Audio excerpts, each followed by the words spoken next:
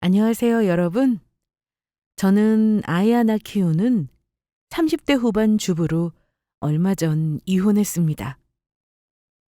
개인적인 얘기지만 오늘 마음 먹고 구독자분들과 이혼 이야기를 조금 나누고자 합니다.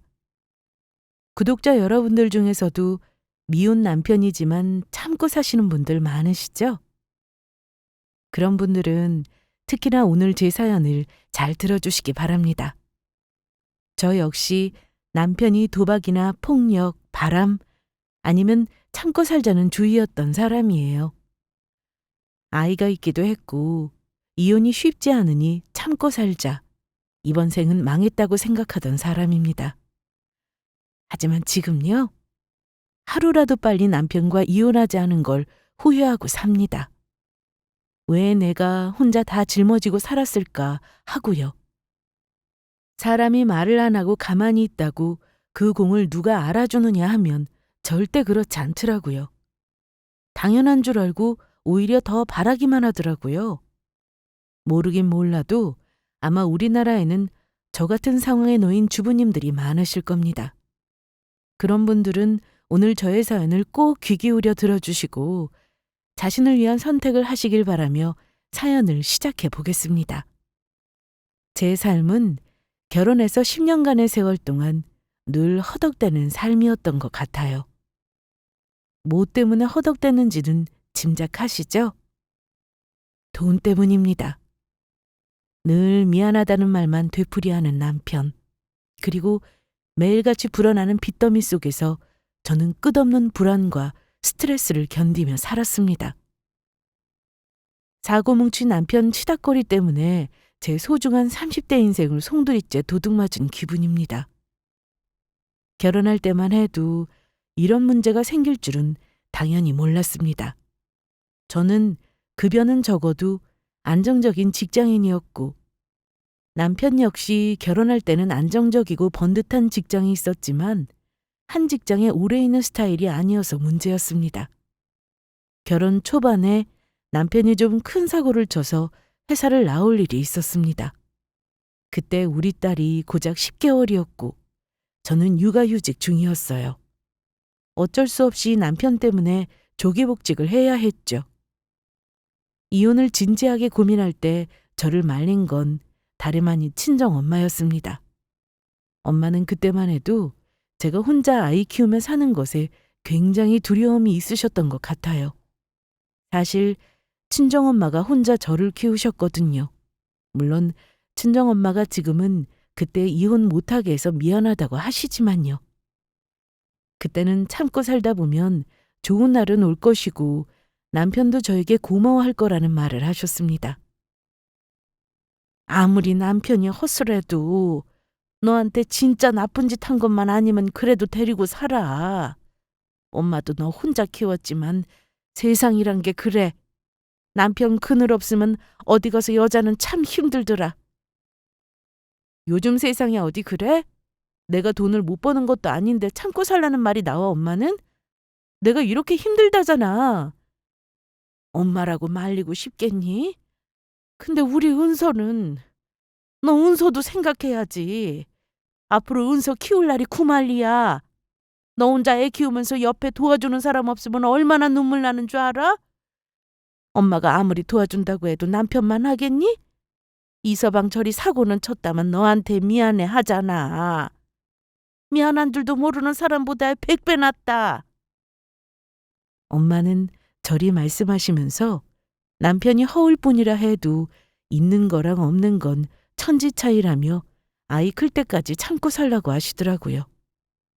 나쁜 놈 같았으면야 저랑 당장에 이혼하라고 하겠지만 남편이 저에게 미안해하며 몸둘 바를 몰라 하기도 했고 친정엄마에게 물질적으로는 못해도 입으로 천냥 빚갚는 스타일이라 말로는 참 살갑게 잘했습니다. 그러니 엄마도 제가 말 못하고 있는 점까지는 다 모르셨을 거예요. 저도 공연히 친정엄마에게 이러쿵저러쿵 신랑욕, 시댁욕 해봤자 마음 아프게 해드릴 뿐이란 걸 알고 있었던지라 시시콜콜 힘든 걸 말하지 않기도 했습니다. 우리 남편이요? 솔직히 모든 면이 다 못 봐주겠는 사람은 아닙니다. 세상에 뭐 남편이 다 싫어서 이혼하는 사람이 있나요? 좋아서 결혼했는데 살다 보니 여러 가지로 문제가 생겨서 다들 각자 다양한 사정으로 이혼하는 거죠. 저도 마찬가지입니다. 부부가 같이 극복해보자고 힘들지만 으쌰으쌰 하면서 살자고 한 적도 있어요. 근데 살면 살수록 철없는 남편을 보면서 진짜 내가 저 사람 뭘 보고 결혼을 했나 싶은 마음이 들고 나 자신 눈 낮은 걸 한심하게 생각할 정도였습니다. 결혼 전 상황을 좀 말씀드리자면 저는 결혼 당시에 이미 엄마가 진작에 마련해준 제 명의 4억짜리 집을 보유하고 있었고 현금은 8천 정도가 있었습니다. 엄마가 혼자 고생하셔서 다행히 지금은 여유 있으시고 결혼에 돈 보태라고 현금도 주셨고 저는 월 400 정도 수입이 있었어요. 반면 남편은 자산은 없었습니다. 본인 명의 집에 부모님과 함께 살고 있긴 했는데 대출 때문에 본인 명의로 한 거지 사실 부모님 집이나 다름없었어요. 부모님 일하고 계시나 수입 적고 노후에 자산 없고 나라에서 주는 연금 정도 있는 정도였고요. 이 상황에서 남편이 저보다 3살 연하이니 돈을 저보다 못 모을 수 있다고 둘 다 돈 잘 버니 차차 모으면 된다고 생각해서 결혼 결심했어요. 그리고 결혼 시점에 이미 5년 연애했고 정말 착하고 다정한 사람이거든요. 시부모님 돈 없는 건 그냥 제가 안고 가야 하는 문제라고 생각했고 근면성실하시고 염치 있는 분들이라 노후에 할 수 있는 데까지는 도와야겠다 마음을 많이 내려놓기도 했습니다. 물론 저만의 완전한 착각이란 걸 나중에는 알게 되었지만요. 어쨌든 그때만 해도 시어머니는 저에게 아들을 아주 딱 부러지는 며느리에게 장가 보낸다면서 얼마나 좋아하셨는지 모릅니다. 친정엄마도 처음에 결혼 상대자를 소개했을 때 집안이나 재산이 비슷했으면 아쉬워하셨지만 제가 좋다는데 싶어 사람 하나 보고 허락하셨고요. 다만 결혼 과정에서 시댁보다는 잘 사는 우리 집이 그쪽 어려운 사정을 배려해야 하는 부분이 많아 제가 엄마께 죄송했어요. 그때 어떤 상황이었냐면 남편이고 시댁이고 돈이 하나도 없으니 남편이 제 명의의 28평 아파트에 몸만 들어와서 살기로 했고 가구도 어차피 제가 다 빌트인으로 장만한 데다 가구도 새 거 산 지 2년도 안 돼서 아무것도 안 사고 예물 예단 다 생략하기로 했거든요. 그렇게 바라는 거 없이 저는 반지 하나 달랑받고 결혼했는데요. 결혼 초반에 뜻밖에도 남편이 목돈을 만지게 되는 사건이 있었습니다. 평소에 투자에 관심이 많던 남편이 웬일로 주변 사람들에게 귀동냥을 해서 코인인지 뭔지를 해서 돈을 단기간에 2억 5천 정도를 번 거예요. 저한테 결혼 전으로 맨날 돈 없는 집에 시집와서 미안하다고 했는데 자기 수중에 돈이 생기니 너무 좋아하더라고요. 여보, 나 당신이랑 결혼해서 운이 제대로 튀었나 보다. 돈이 막 굴러들어오고. 당신 하고 싶은 거 있으면 말해. 내가 다 해줄게. 장모님이랑 여행이라도 다녀올래? 아니면 장모님 뭐 하나 사드릴까? 뭘 쓸 생각하지 말고 그 돈으로 차라리 당신 부모님 집 대출을 갚지 그래? 남은 돈은 차라리 나한테 맡겨. 내가 허튼 데 안 쓰고 모아줄 테니까. 그럴까? 알았어. 그래도 나 주변 사람들한테 얻어먹은 일 많아서 이번 기회에 밥 좀 사고 우리 부모님 원하는 거 하나씩은 해드리고 싶어. 그 정도는 괜찮지? 저는 그러라고 했습니다. 어차피 남편이 돈 없는 거 알고 마음 접고 결혼한 거였지만 갑자기 자산이 생겼다니 놀랍기도 하고 기쁘기도 했죠. 또 동시에 돈도 없었으면서 자기 가진 돈 다 털어 그렇게 대담한 투자를 한 사람이 불안하기도 했어요. 그래서 단단히 당부해 뒀습니다. 여보, 원래 쉽게 번 돈은 도박 같은 거니까 쉽게 나가는 법이야. 이번에는 손해 안 보고 벌었다지만 앞으로도 계속 그러란 법 없으니까 함부로 투자 같은 거 절대 하지 마. 앞으로는 나랑 상의하고 같이 투자 관리하자. 내 말대로 할 거지? 약속해줘. 남편도 그러겠다고 저와 단단히 약속했습니다. 그러면서도 싸한 기분이 들었죠. 여자 직감 있잖아요. 왠지 이 사람이 이 성공에서 흥분해서 이걸로 끝내지 않을 것 같은. 그래서 심지어 번 돈의 반 정도는 우리 공동계좌로 송금해라. 나는 종잣돈으로 저금하고 아파트 넓혀가는 데 쓰자 하고 말했는데도 알았다 말만 하고 실행은 안 하더라고요. 그리고 두어 달 지났는데 제가 돈에 대해 물으니 대답을 확실히 안 하고 자꾸 머뭇거리는 겁니다. 그때부터 불안하더라고요. 자기 수중에 돈이 있으니까 주변에 자꾸 똥파리가 꼬인다는 말을 했었는데요. 사실 그 똥파리 중에는 가족임에도 호시탐탐 가족들 돈 뜯어먹을 생각만 하는 아주버님도 있긴 했습니다. 동생에게 돈이 생기니 왜 아주버님이 눈을 번뜩이며 관심을 보이는지 잠시 남편 형, 그러니까 시아주버님 말씀을 드리자면요. 저와 남편이 이혼하는데 나중에 일조를 난 양반이기도 합니다. 결혼할 때는 저도 형님이 있었어요. 아주버님이 결혼을 먼저 했으니까요. 그런데 저 결혼하고 나서 얼마 후에 조용히 이혼했다는 소식을 들었습니다. 시댁에서는 아주버님 이혼하신 사실을 쉬쉬했지만 저는 눈치로 아주버님이 아마 큰 잘못을 했겠구나 생각했습니다. 이혼하고 나서는 본가로 들어와 부모님과 같이 사셨죠. 어쨌든 저는 처음부터 시아주버님이 좀 그랬습니다. 뭐랄까 동생에게 덕을 베풀 그런 그릇이 아닌 것 같았어요.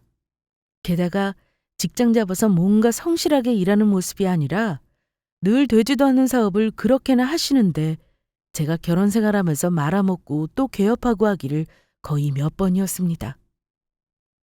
어쨌든 이런 아주버님이 우리 부부에게 공돈 생긴 걸 그냥 두고 볼 위인은 아니었어요. 모르긴 몰라도 남편이 분명 형에게도 돈을 줬겠다 짐작은 하고 있었죠.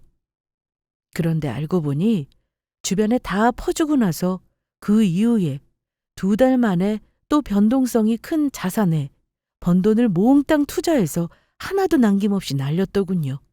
정말 단돈 100만 원도 남기지 않고요. 알게 되자마자 저는 남편에게 너무 화가 나서 울부짖었습니다. 공돈이 쉽게 나가는 건 나도 알아.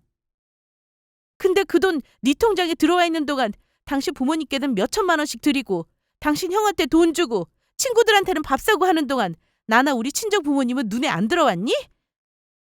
내 집에 몸만 달랑 들어올 거면서 네 주머니에 돈 있을 때 나나 우리 친정은 생각도 안 났냐고. 사위한테 돈 맞는 거 하나도 없으면서 양복 사준다 시계 사준다 하시던 우리 엄마는 뭐 호구인 줄 알아? 나랑 결혼하면서 모든 돈 내가 내고 예산 빠듯해서 이것저것 포기하는데 나한테 미안하지도 않았냐고. 거지가 돈 생겼으면 힘들게 옆에서 돕고 있는 사람에게 은혜를 갚을 생각을 해야지. 그걸 꼴랑 도박 같은 선물에 매수한다고 다 난리냐? 여보 미안해. 나는 당신이랑 우리 식구 생각해서 욕심을 낸 건데 이렇게 돈을 다 날릴 줄은 몰랐어. 근데 여보 그 돈 처음부터 내 돈은 아니잖아. 그냥 없는 돈이라고 생각하자. 어? 우린 다시 시작하면 되잖아. 웃기지 마. 뭐? 처음부터 시작? 당신 이름으로 된 대출은 그럼 당신이 갚을 거야?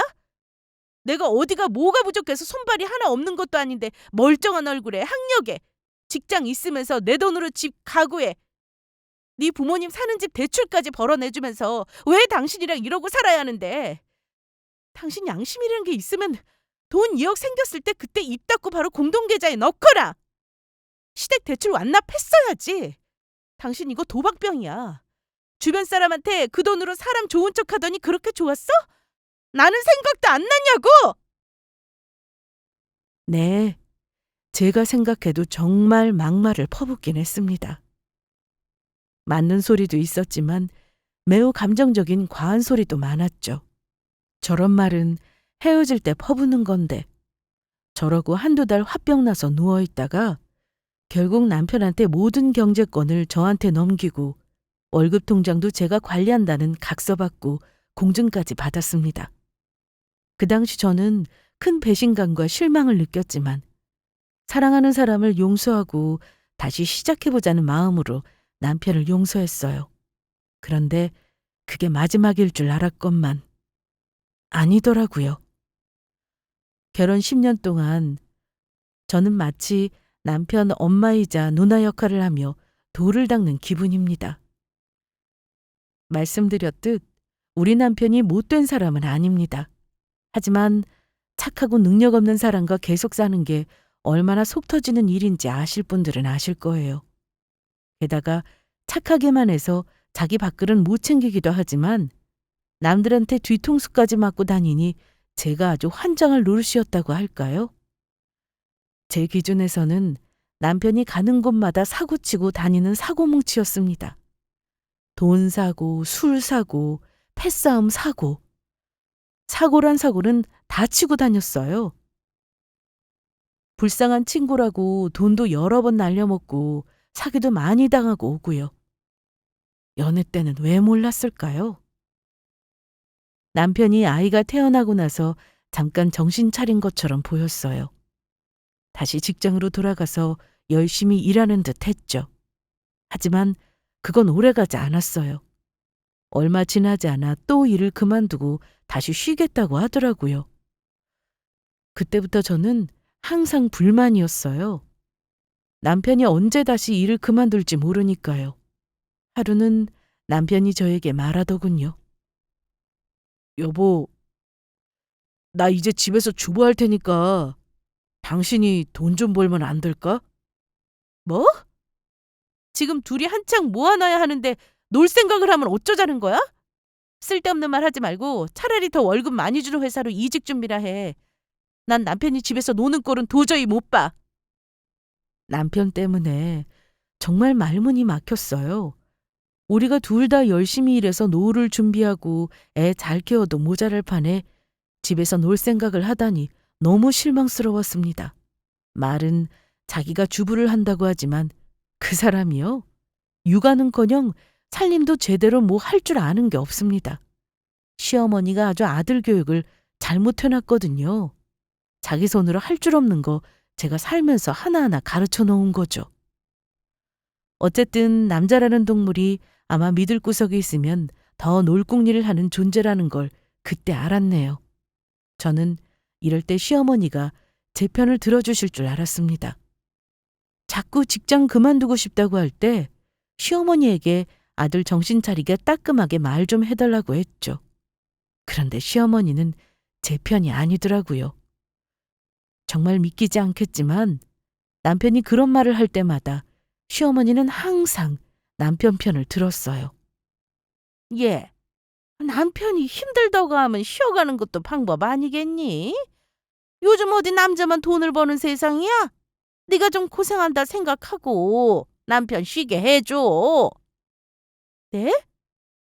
어머니, 지금 그리 말씀하시면 제가 뭐가 돼요? 저 사람 지금 한창 돈 벌고 사회생활 할 때예요. 죽음 쉬면 어쩔 건데요? 왜 저 혼자 다 짊어지라고 하시는지 모르겠네요. 아이, 천년만년 놀겠다는 거 아니잖아. 남자는 지칠 때도 있는 법이다. 네가 이럴 때 감싸주고 더 다독거리고 잘해주면 분명 우리 아들도 너한테 다 갚을 거야. 그러니 내 말대로 해라. 아들 쉬게 하란 말을 하는 게 정상인가요? 어머니 말 들었을 때 정말 속상했어요. 제가 혼자서 다 감당해야 한다는 생각에 너무 답답하고 불안했어요. 마치 저 혼자 모든 짐을 다 지고 있는 기분이었습니다. 시어머니는 언제나 남편의 편이었고 제가 아무리 힘들다고 해도 네가 이 집안 맏며느리나 다름없잖아. 네가 좀 참아라 라고만 하시며 희생을 당연하게 강요하셨습니다. 이런 일들이 반복되면서 저는 점점 더 우울해졌어요.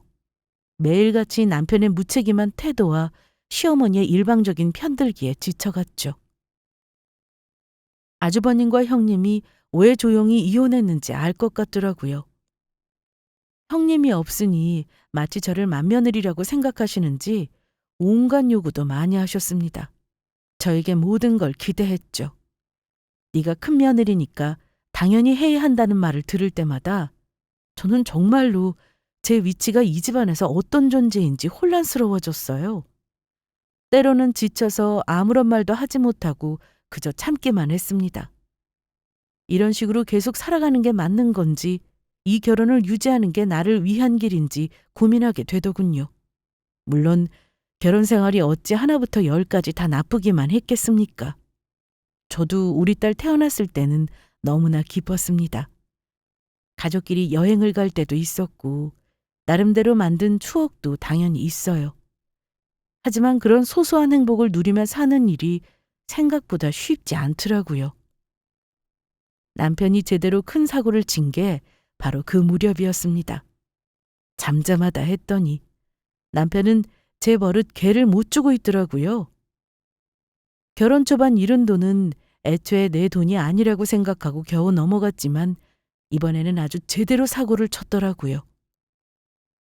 어쩐지 생활비를 몇 달 동안 계속 미루고 돈이 없다는 말에 슬슬 불안하던 차였습니다. 결혼 초반에 남편이 코인 거래로 모든 돈을 잃었을 때 저는 그 돈이 원래 내 것이 아니었다고 생각하고 그냥 넘겼어요. 아직 신혼이었고 그때는 사랑이 더 컸으니까요.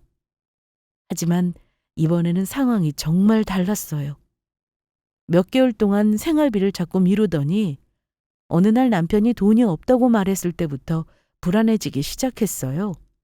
어쩐지 생활비를 몇 달 동안 계속 미루고 돈이 없다는 말에 슬슬 불안하던 차였습니다. 아무리 생각해도 이상해서 남편에게 다시 물었죠. 당신 뭐야? 요즘 무슨 일이 있는 것도 아닌데 대체 몇 달 동안 왜 월급을 안 가져오는 거야? 그게 요즘 회사 사정이 어렵대. 다른 직원들도 지금 몇 달째 월급 못 받고 있어. 여보, 아무래도 나 직장 그만두고 다른 곳 알아봐야 할 것 같아. 뭐? 갑자기 회사가 왜? 월급을 안 주면 직원들이 가만히 있는다고? 말도 안 돼. 내가 당장 회사 사장한테 전화해봐? 회사 어렵다고 월급 안 준다는 무슨 개소리를 해. 내가 그 말을 어떻게 믿으라고. 빨리 바른 대로 말해. 여보, 제발 그러지 마.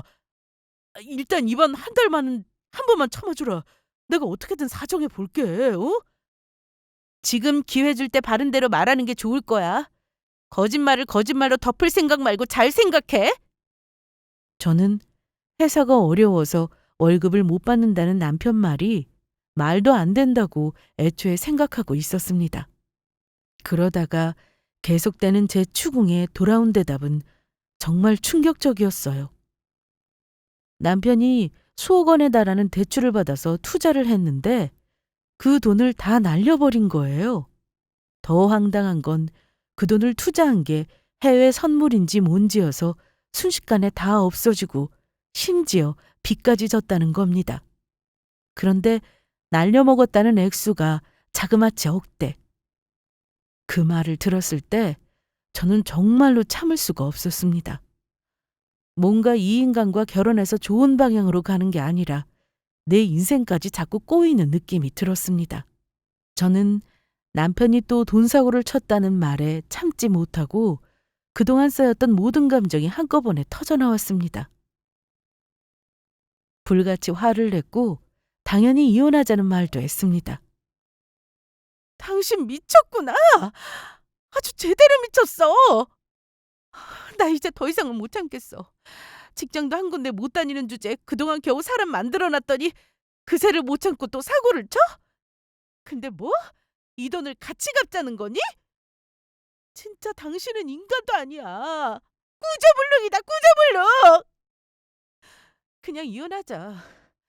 당신이 저지른 거니까 당신이 갚아. 당장 도장 가져와. 바로 도장 찍고 갈라서자. 이혼하자는 제 말에 남편은 놀란 눈치였지만 저는 더 이상 물러설 생각이 없었어요. 그동안 참고 살아온 게 어리석게 느껴질 정도로요. 결혼 초기에 저는 남편과 함께 재정적인 부분을 철저하게 관리하기 위해 서약서를 작성하고 심지어 공증까지 받았어요. 그때만 해도 남편이 이런 식으로 큰 빚을 지고 사고를 칠 줄은 상상도 못했죠. 그때 일을 경험 삼아 나름대로 철저하게 계획하고 대비했다고 생각했는데 결국 이런 일이 벌어지다니 정말 믿기지 않았습니다. 그동안 남편에게 쌓인 불신과 배신감이 다시 마음속에서 솟아올랐죠. 남편이 아무리 눈물로 호소해도 저는 이제 그 약속을 믿을 수 없었어요. 그동안 너무나 많은 실망과 고통을 반복해서 겪어왔으니까요. 남편이 눈물을 흘리며 사과하더군요. 몇 날 며칠 석고대죄를 하며 빌었습니다. 그리고 만약 이런 일이 또 생기면 말없이 이혼해주겠다고 약속했어요. 이 인간이 정말 잘못했는지 알고 있다는 건 느껴졌지만 저는 이미 이혼을 진지하게 생각하고 있었어요. 실제로 이혼 절차를 알아보기도 했습니다. 하지만 하필 그 상황 속에서도 제 딸이 자꾸 눈에 밟히더군요. 어린 딸을 생각하니 마음이 아프기도 했고 또 친정엄마는 저를 설득하셨습니다. 남편에게 한 번 더 기회를 주라고요. 엄마도 아빠 없이 저를 혼자 키운 고충이 있었으니 아마도 더 저를 말리신 거겠죠. 결국 저는 눈물을 삼키며 남편에게 마지막 기회를 주기로 했습니다. 당신, 잘 들어. 이번 일이 마지노선이야. 내가 당신 용서해준다고 착각하지 마. 우리 가족 위해서 선택한 거니까 나 후회할 일 없게 앞으로 잘해. 여보, 진짜 고마워. 내가 앞으로는 투자니 뭐니 일확천금은 바라지도 않을게. 당신한테 있는 돈 다 갖다 줄 테니까 나 마지막으로 한 번만 믿어줘. 그래. 이번에는 우리 딸이 당신 살린 줄 알아. 당신 정말 정신 차려. 알았지? 저는 남편을 한 번만, 정말 마지막으로 한 번만 더 믿어보기로 했습니다. 물론 마음 한구석에는 과연 저 인간이 정말 정신을 차릴까 하는 불안과 두려움이 있었지만 이번에는 큰 사고를 친 만큼 제발 변했기를 간절히 바랐습니다. 그런데 남편은 자기 부모님께는 이 일을 당분간 알리지 말아달라고 부탁하더라고요. 우리 어머니가 아시면 아마 알아놓으실 거야.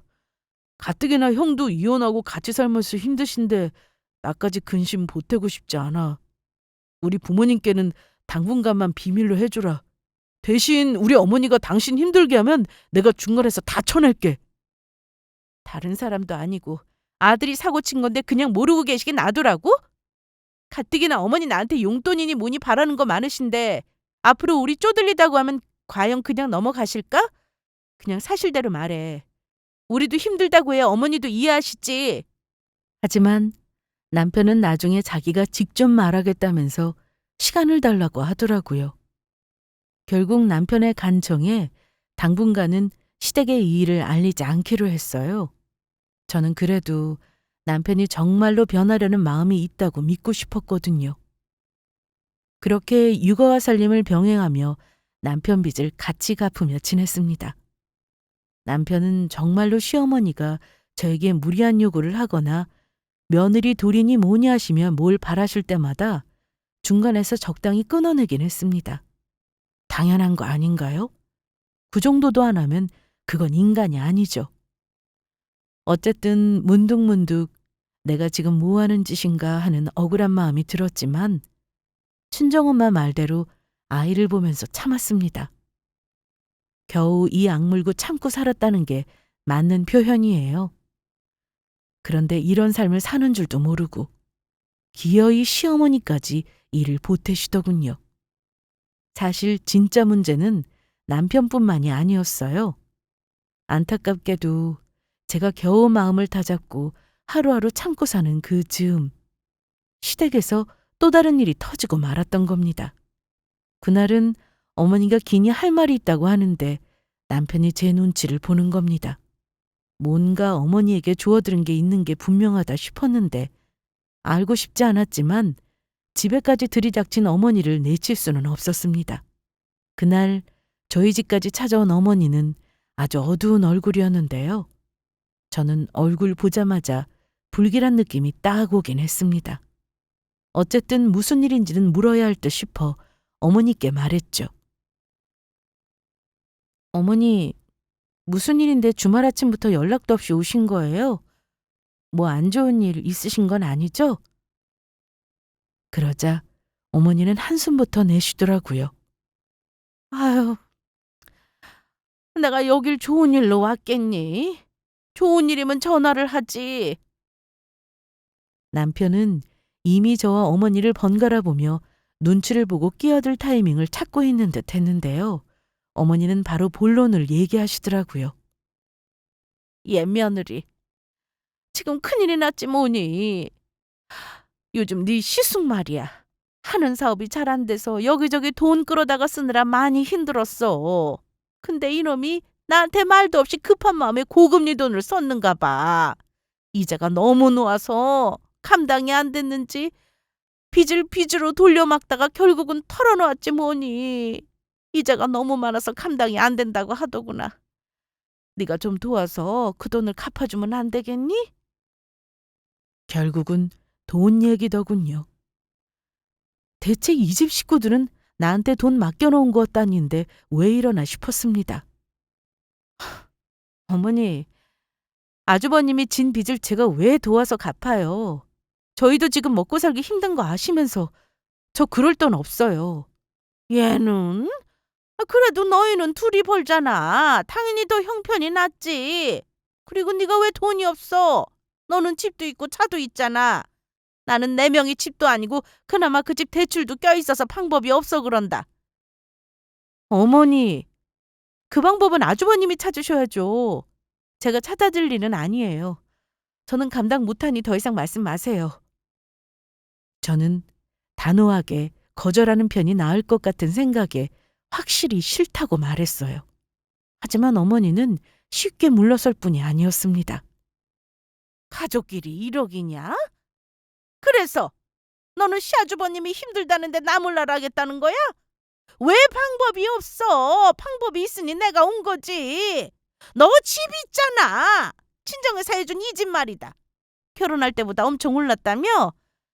집 팔아서 빚 좀 해결해 주고 나머지로는 너희 좀 싼 동네에 전세 얻으면 될 일이잖아. 부탁 좀 하자. 응? 가족끼리 서로 돕고 살면 좋잖니. 이럴 때 도와야지 가족이지. 네? 어머니가 생각한 방법이란 게 저 친정에서 해준 집을 팔라는 건가요? 정말 어이가 없네요. 사람이 너무 기가 막히고 화가 나면 오히려 헛웃음이 나오는 거 아시나요? 제가 웃으니까 남편은 더 이상 못 참고 끼어들었습니다. 엄마, 갑자기 우리 집을 팔라뇨. 형은 자기가 저질러 놓고 우리한테 돈을 달래. 이 집 못 팔아요, 엄마. 형더러 알아서 하라고 하세요. 너 좀 가만히 좀 있어. 너한테 몇 번을 말해도 네가 듣질 않으니 엄마가 오죽 답답하면 여기로 왔겠어. 아들이라고 아무 소용이 없어. 너는 네 마누라를 설득하지는 못할 망정 이런 식으로 나와? 예미야, 어쩔 거니? 너 아니면 우리 방법이 없으니 부탁하는 거잖아. 집이야 너희 둘이 벌면 언제든 또 살 수 있고. 내 말대로 해라. 이번 일만 해결해주면 나도 너한테 뭐 다른 거 안 바라마. 어머니 말을 듣는 순간 저도 모르게 참아왔던 감정이 폭발해버렸어요. 더 이상은 못 참겠다는 생각이 들더라고요.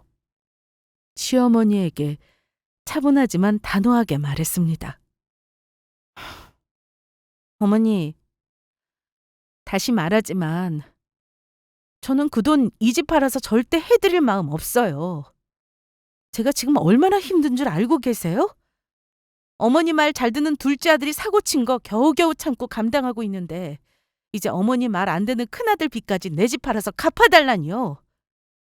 뭐? 우리 아들이 무슨 사고를 쳤길래 그래? 네가 뭘 감당하는 건데 가족끼리 이런 것도 못 돕겠다는 거니? 어머니 잘난 아들이요. 쓸데없는 투자를 해서 자그마치 2억 돈을 빚져서 저한테 들이밀었다고요. 이런 식으로 사고친 게 그동안 한두 번인 줄 아세요? 남한테 사기도 몇 번 당했고 허튼 돈 날린 일이 한두 번이 아니에요. 겨우 참고 넘어갔고 그 빚 갚느라 지금도 피똥 싸고 있는데 뭐라고요? 집 팔아서 아주버님 빚을 갚아달라니요. 절대 할 생각 없어요. 제가 남편의 빈 이야기를 꺼내자마자 어머니 얼굴이 하얗게 질리더라고요. 이게 무슨 소린가 싶으셨을 겁니다. 게다가 몇 천도 아니고 억대 금액을 듣고는 굉장히 놀라신 듯 했어요. 너 지금 뭐라고 했니? 뭐? 2억? 저놈이 그 빚을 대체 무슨 수로 져서 그 돈을 갖고 있다는 거니? 정말 그게 사실이야? 시어머니는 남편에게 다시금 제 말이 맞는지 다그쳤습니다. 남편은 고개를 푹 숙이면서 털어놓더라고요. 엄마, 제발 그만하세요. 제가 왜 찍소리 못하고 이러고 살겠어요. 어쩌다 보니 제가 돈을 좀 날려먹은 건데 나도 눈치 보고 사는 와중에 왜 엄마까지 이 사람을 들쑤시냐고요.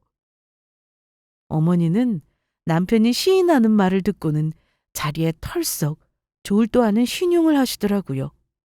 그러더니 손을 덜덜 떨며 물으셨어요. 그럼 큰돈을 어떻게? 어쩌다가 그리 된 거니? 정말 내 아들이 잘못한 거 맞아? 저는 눈물을 참으며 그동안 있었던 일들을 말씀드렸습니다. 남편이 처음에는 코인 거래로 돈을 잃었고 이후에도 계속 빚을 빚으로 돌려막으면서 상황이 점점 나빠졌다고요. 감당 못하는 단계가 오자 폭발 직전에 저에게 털어놨고 지금껏 참고 같이 갚았다는 말도 했습니다.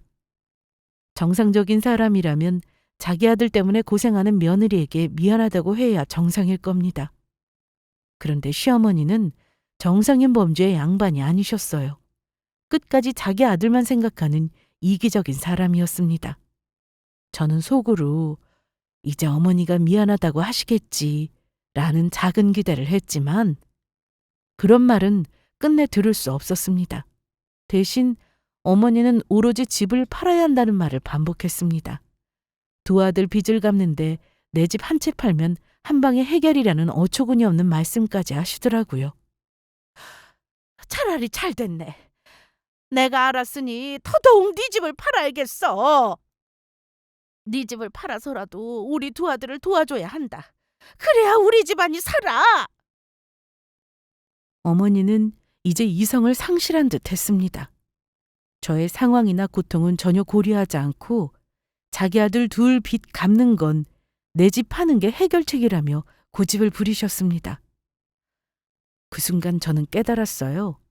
이 집에서 저의 존재는 그냥 호구라는 걸요. 이기적인 모습을 보이시는 어머니의 태도에 저는 더 이상 참을 수 없었습니다. 그동안 남편의 빚으로 이미 충분히 힘들었는데 시어머니마저 집 팔라는 소리만 하시니 더는 이 집에서 며느리니 아내니 하고 싶지 않았어요. 저도 부모로서 아내로서 가족을 위해 최선을 다해왔지만 이제 더는 참을 수 없다는 생각이 들었어요. 오늘 보니까 어머니 아들이 진 빚도 내가 갚을 생각이 싹 다 없어지네요. 어머니, 아들 반품하겠으니 오늘 오신 김에 데려가세요. 저 이 사람하고 이혼할 거예요. 그리고 아들 빚도 어머니가 같이 해결하세요. 저는 오늘 이후로 내가 버는 돈으로 단 한 푼도 돈 갚아주지 않을 겁니다. 너 말 한 번 참 쉽게 한다. 이혼이 뭐 그리 쉽니? 니들 살아온 세월이 몇 년인데 네 딸은 또 어쩔 거고? 두 말 안 하마. 네 집 하나면 다 해결이야. 내 말대로 해라. 어머니는 왜 본인 말만 하시는 거죠? 저 분명히 말할게요. 저 더 이상 이렇게 살기 싫고요. 저한테 빌부터 눈치만 보면 사는 저 인간도 싫어요. 뻔뻔하게 와서 집을 팔라고요? 이게 바로 도둑놈 심보라는 거예요, 어머니. 절대 내 집 팔 일 없으니까 어머니 아들 데리고 돌아가세요. 저는 더 이상 주저하지 않았어요. 그동안의 고통과 실망이 한꺼번에 터져나오더라고요. 남편의 빚을 감당하며 힘겹게 살아온 것도 모자라 이제는 시숙님의 대출 문제까지 떠안으라고 하시니 도저히 참을 수가 없었습니다. 저요. 더 이상 이렇게 안 살려고요. 그동안 우리 딸 생각하고 저 인간 아빠 자리 지켜주려고 노력했는데 오늘 가만 보니 제일 바보가 저네요. 이런 요구까지 들어가면서 제가 이 집안 며느리로 있을 이유가 없죠. 저는 더 이상 어머니 아들 때문에 희생할 마음 없어요. 어머니는 아들이 제일 소중하시잖아요? 며느리 집까지 팔아서 빚 갚아달라고 하시는 분이니 무슨 말을 더 하겠어요? 어머니 소중한 아들이니까 어머니가 두 아들 빚 다 감당하세요. 저는 정신 차리고 내 인생 찾을 테니 당장 어머니 아들 데리고 가세요. 어머니는 제가 이혼 이야기를 꺼내자마자 길길이 날뛰며 화를 내셨어요. 감히 시어른 앞에서 이혼 얘기를 하다니? 너 정말 제정신이냐? 용납할 수 없다는 태도로 저를 질책하셨죠. 어머니의 반응에 저는 다시 한번 깊은 실망을 느꼈어요. 그동안의 고통과 상처를 이야기했는데도 어머니는 저의 감정이나 상황은 전혀 이해하려 하지 않으셨어요. 오로지 자신의 아들만을 걱정하며 제가 이혼을 언급했다는 사실에만 분노하셨습니다. 남편은 안절부절 못하며 어머니를 말리는 동시에 저에게 미안하다고 말했습니다. 그만하세요, 엄마. 지금 이 사람을 나무랄 게 아니라 내가 싹싹 빌어도 모자란 상황인데 왜 그러세요, 엄마? 정말 내가 이혼했으면 좋겠어요? 여보 미안해. 내가 다 해결할 테니까 이번 일은 우리 엄마 실수라고 생각하고 넘어가 주라. 그동안 당신 힘든 거 내가 다 알아. 그러니까 이혼만은 하지 말아줘. 부탁이야. 남편은 그동안의 잘못을 다시 한번 사과하며 제발 이혼만은 하지 말아달라고 빌었습니다. 하지만 저는 그날 이혼하기로 마음을 굳혔습니다. 너무 많은 상처를 받았고 그동안의 고통을 더는 견딜 수 없었어요. 저는 차분하지만 단호하게 남편에게 말했어요. 이제는 정말 못하겠어. 그동안 내가 얼마나 참고 살았는지 당신도 알 거야. 근데 오늘을 알았어. 내가 당신 빚 갚아주고 산 거 당연한 거 아니거든? 나 더 이상 이렇게 살 수 없어. 우리 이혼하자. 남편은 놀란 눈으로 저를 바라보며 다시 한번 매달렸지만 저는 흔들리지 않았습니다. 참고 산 세월이 길었지만 한순간에 이혼을 마음먹으니 이상하게도 마음이 돌아서지지 않더라고요. 아마 차곡차곡 마음속에서 울분이 쌓이고 있었던 것 같아요. 그걸 어머니의 어처구니 없는 요구로 인해 제가 알게 된 거고요. 어머니는 집에서 나가라는 말에 저에게 삿대질까지 하셨고 물건까지 집어던지셨습니다. 남편이 안 되겠다 싶었는지 어머니를 모시고 일단 본가로 가겠다고 하더라고요. 그렇게 시어머니와의 싸움을 일단락 지은 저는 다음 날로 바로 이혼을 알아보기 시작했어요.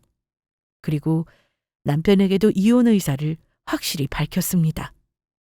아이는 제가 키우기로 했고 나눌 재산은 당연히 없었어요.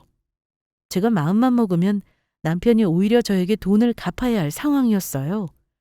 하지만 그 인간 빚을 생각해서 한 번은 참아줬습니다. 이혼이라는 게 이렇게 쉬웠나 싶더라고요. 결국 제일 바보는 나였구나 깨달은 거였죠. 왜 내 몸과 영혼을 갈아 넣으면서 되지도 않는 그 집에 도리를 하려고 했는지. 남편은 이혼을 막아보겠다며 별짓을 다 하긴 했습니다. 하지만 결국 우리는 협의 이혼으로 부부 2년을 끝냈습니다. 소송까지 불사할 각오를 임했더니 남편은 위자료 때문에 결국 꼬리를 내린 것 같아요. 이혼 후 남편은 시어머니 집으로 들어갔고 어머니는 두 아들과 함께 지지고 볶으며 살고 있을 겁니다. 저는 이혼 후 정말 홀가분하게 지내고 있어요. 그동안 마음속에 쌓였던 무거운 짐이 모두 내려간 것 같아요. 이제는 저 자신을 위해 살아가고 있죠. 오늘 미련했던 제 결혼과 이혼 얘기를 구독자 여러분과 나누는 이유가 있습니다. 저 같은 분이 있다면 절대 시간 낭비하지 마시길 바라요. 더 이상 참지 말고 스스로를 위해 결단을 내리라는 말씀을 꼭 드리고 싶어서예요. 제가 살아보니까요. 참고 견디며 사는 것이 반드시 답은 아니더라고요. 저도 언젠가는 살아가면서 내가 이혼을 한 일이 정말 옳은 선택인지 고민하게 되는 순간이 올 수는 있겠죠. 저도 이혼을 고민할 때 그 질문 앞에서 많이 망설였지만 결국 제가 저 자신을 지키는 길을 택한 것처럼 여러분도 자신을 위한 선택을 하시길 바랍니다. 자신의 행복을 위해 필요한 결정을 내리시길 바라며 제 사연은 여기서 마무리하겠습니다. 감사합니다.